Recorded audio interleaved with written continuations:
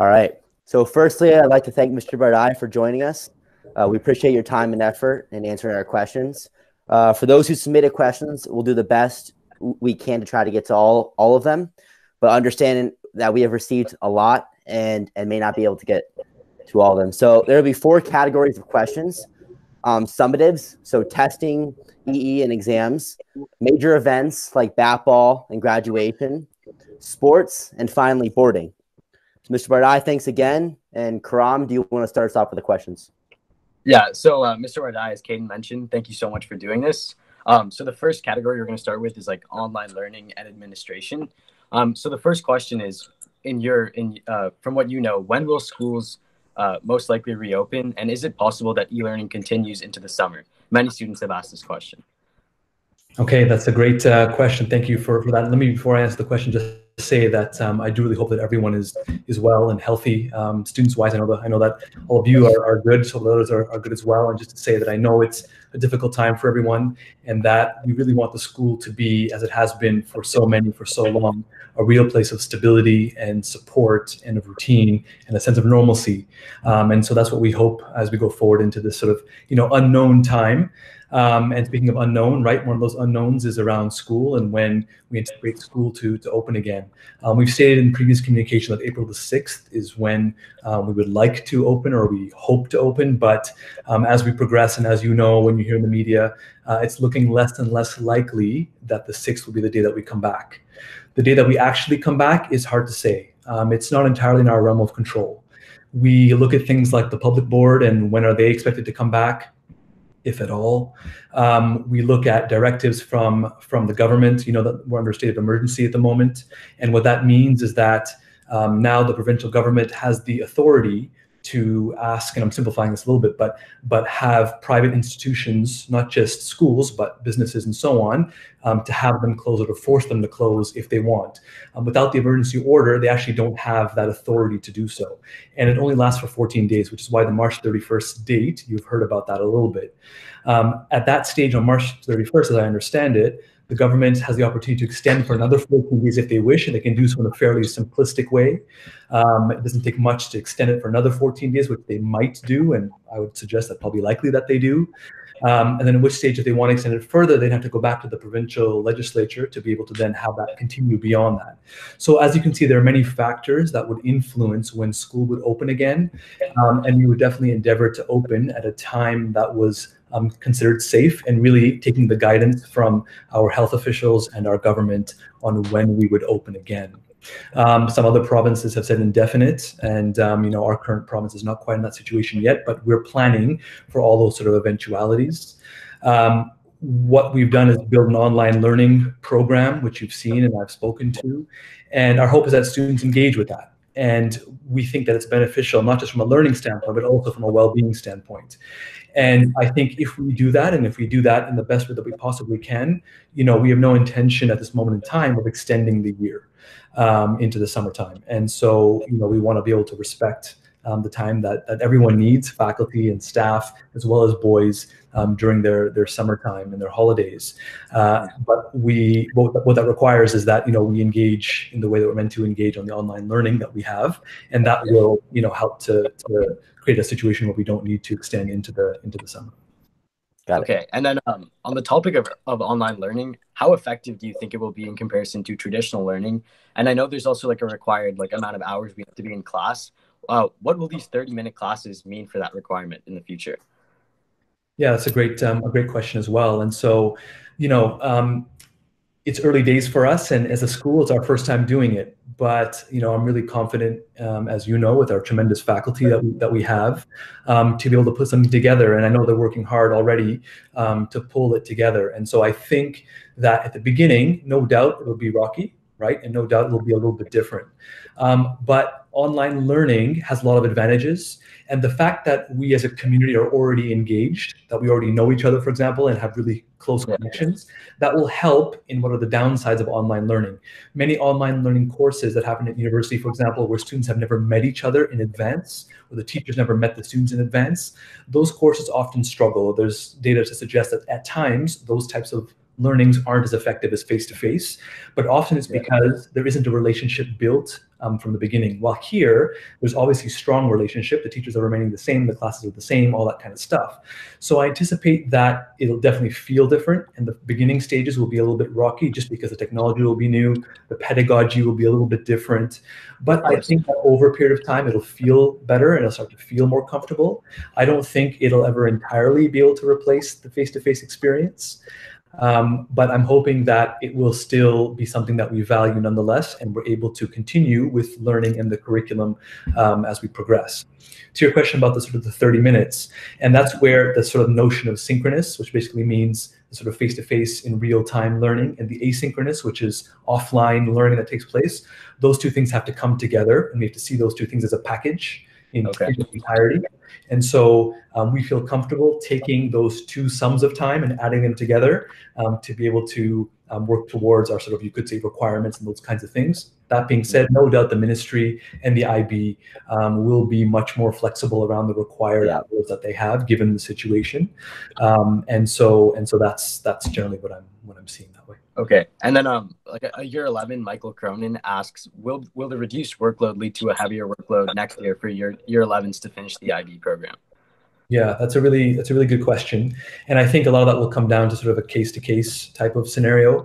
What we're looking to do is we know what the assessment calendar that we have for the IAs and EAs, the external assessments and the internal assessments for year 11 that go to the IB. We're looking to do the best we can to maintain that calendar to remain the same. So the ones that you're expecting in year 11, we're hoping to continue within year 11, unless we feel like the curriculum can't be covered in a sufficient way to make that a robust or fair assessment to give it that time. So that may cause a bit of a challenge, but I think it'll be really down to a case-by-case basis and almost like a class-by-class basis to see how quickly the teacher's able to move through the curriculum with the students. If we're able to continue moving at the same pace with the homework in conjunction with the face-to-face time, I don't see too much issue that way. What we don't want to do is end up having a massive amount of information coming in year 12, which we know can cause additional stress, in which case, there may be a scenario where we say, here's some stuff that we need you to do over the summer, for example, at home, as part of some of your summer work that you might do. But again, all that is to be determined, I think, as we go forward. There's a lot of questions about, obviously, this is the last couple of months that we have as a grade. And the first question that we have is, what is the realistic chance that BATBall will occur? And if it's possible to postpone it if it doesn't occur in the scheduled time? Yeah, look, let me just say first for the year 12s, right? Year 12s are a fantastic group of graduates, right? I got a lot of respect for all of you and the work that you've done. You have contributed so much to the school, and particularly this year, and of course last year. And, I feel for you because, this is a time that it's hard work and there's a bit of stress as you get towards the exams, but it's also a really celebratory time and a time to really honor you. And we want to do that. We want to do what we can to do that. And I know it's not going to be the same, at least the way we're sitting right now, but we want to do everything we can to honor and acknowledge the tremendous amount that you've done. And so certain events, again, at this moment in time, are beyond our realm of control. So things like BATBall and the other social events that we have planned as we help to culminate the year, at this moment in time, a lot of them are looking like they're in question. We definitely won't be able to do them unless we're back in school. And when we're back in school, there may be some caveats, around gatherings and those kinds of things that still may exist, in which case it would put those things into question.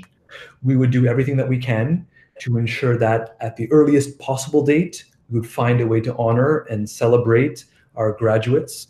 And whether that means, later this academic year, whether it means early next academic year, Thanksgiving time, A-Day time, whatever time we could find that works, we would do our best to find our way to honor our year 12s as best as we possibly can. So at this moment in time, I think BATBall is looking likely that it will not happen at the current time frame that we have, and we would look to have it at a time that we are physically able to do so.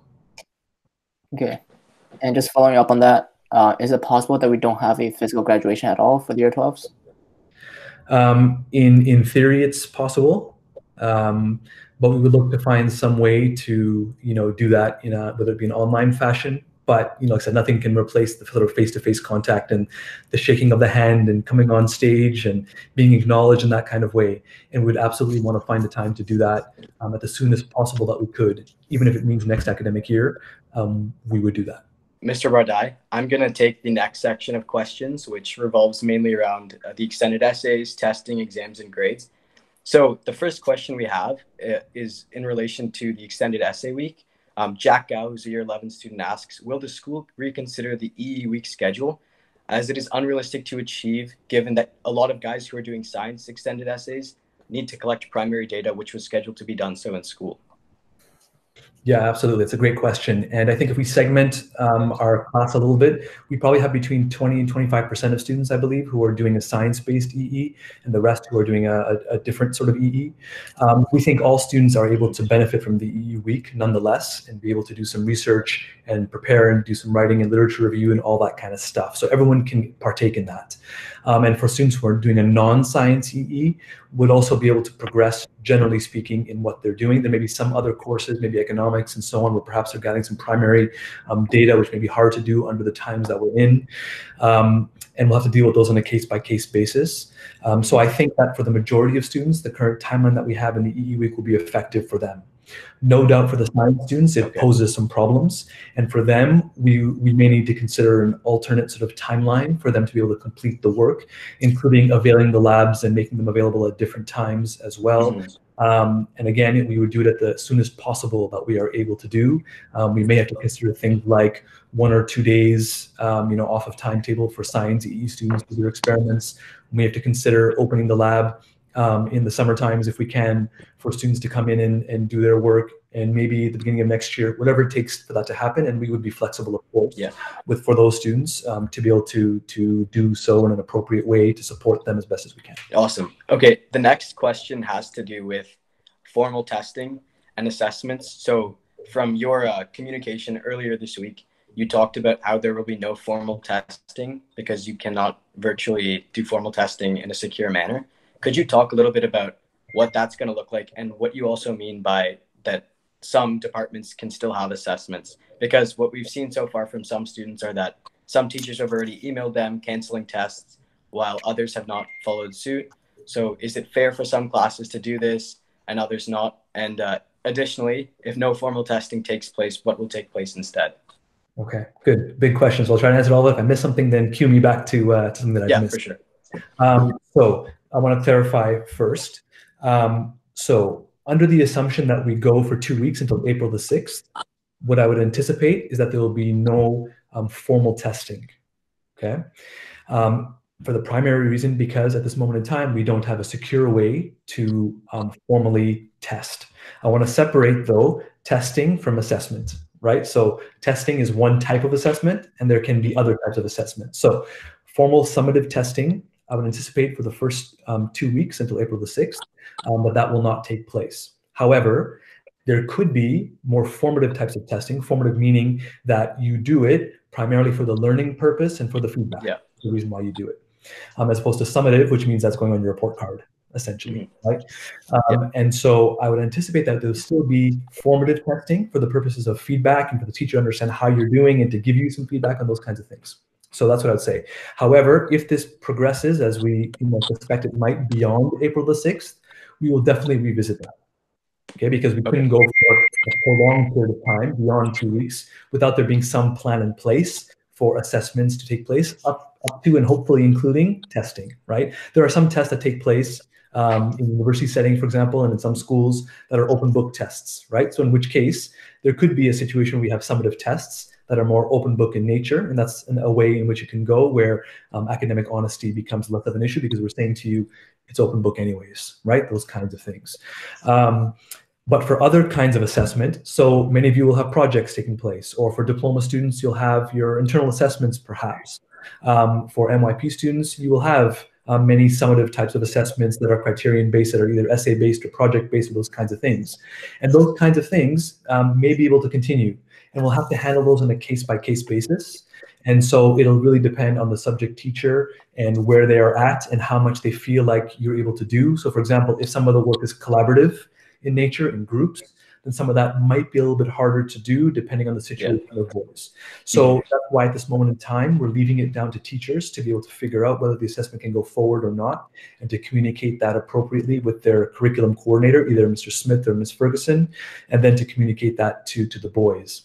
At this moment in time, you're probably seeing a bit of discrepancy in terms of communication from teachers, just because teachers are at the moment still on holiday, and some may be out of the country, some may be out of communication, those kinds of things. So I would expect, come probably Tuesday of next week is when I would expect to see a more kind of harmonized type of communication to students across the board. So I wouldn't jump to it being, is it fair or unfair, or those kinds of things yet, right? Teachers are looking back. And we're having an orientation session with teachers on Monday to kind of clarify things and have this kind of session with teachers. And so I expect by Tuesday, things will be more clear and there'll be more consistency that students are receiving from teachers. Okay, so just to put this in front of you as a draft, right? This is very early stages, but just to sort of say that we are already thinking about it in a bit of a phased approach, right? We are looking and we are saying, okay, so phase 1 until April the 3rd, and if that the plan is really adaptation, right? That's really about routine, stability, that kind of thing. Phase 2, and I say if necessary, right? We're thinking of it as a sort of a month-long period until May the 8th, in which case now we're talking about things like iterating on the model, getting feedback from boys and from faculty, making the model stronger, upskilling faculty on online pedagogical best practice, those kinds of things, the introduction of formal assessment, thinking about things like assemblies, clubs, which I know is a later question on, emphasis on well-being, those kinds of things. And then moving into phase 3, if necessary, all the way until the end of the academic year. And again, some things there. So all of it is just to say that, we are thinking about and planning about what this looks like or how it could evolve over the course of the next couple of weeks beyond April the 6th.